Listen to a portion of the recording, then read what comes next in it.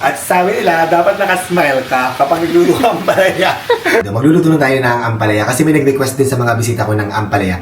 Ginisang ampalaya lang, hindi ako maglalagay ng any carne or what para pure na gulay siya. So gagamitin natin ito bagong bili ko din na lutuan. Sobrang excited akong gamitin to kasi napakaganda. Medyo may pagkamahal ng konti, pero mag-i-invest na ako ng mas magandang lutuan, di ba? As long as mas magandang gamitin para magluto. This is a Red Chef na wok pan.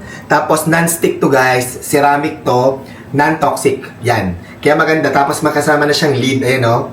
Yung lid niya parang may silicone niya ganyan. Ayan o. Oh, ang ganda, diba? So, kasi usually yung mga wok pa namin dito, sira na yung iba. Hindi naman sira, pero may mga gas na. Kaya bumili akong bago. And this time, mas nag-invest na ako sa mas maganda.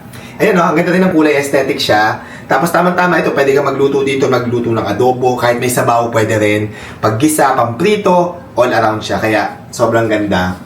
Kung bet nyo ito, lalagay ko sa comment section kung saan kayo makakabili. Kasi, and para sa ampalaya ko, simple-simple lang yung recipe ko. Ginisang ampalaya lang ito na may itlog.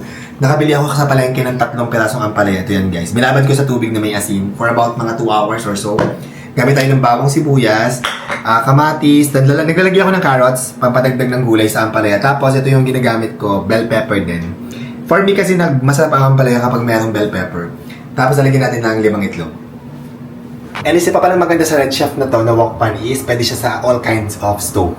Pwedeng apoy, pwedeng di kuryente, pwedeng induction, lahat. Mag-isa na tayo ng bawang sibuyas.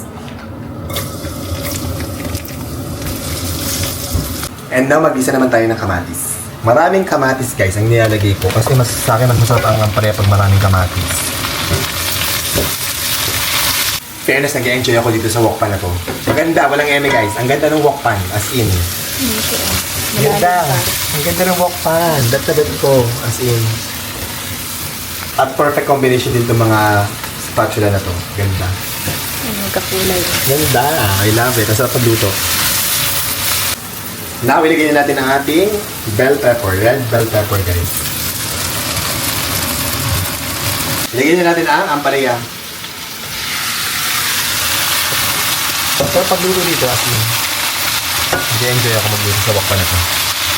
Gisa lang natin.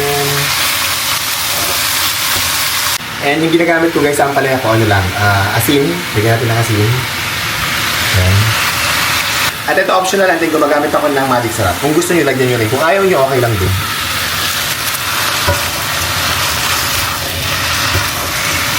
Lagyan natin ng carrots.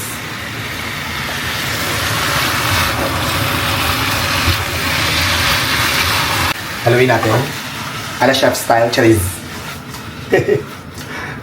Ang ganda ng wok. Season na paminta.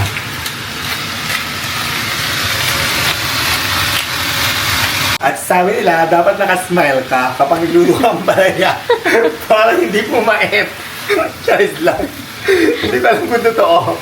Sabi nila, dapat na nakangiti ka. Dapat nakangiti daw po eh. And ako, ang preference ko sa ampalaya ko is yung medyo half-cooked na crunchy pa. Depende sa trip nyo, pero ako, yun ang gusto ko. Kaya mabilis na lang ako magluto ng ampalaya. And for my last step, lalagyan na natin ng binating itlog. Tapos tatakpan natin.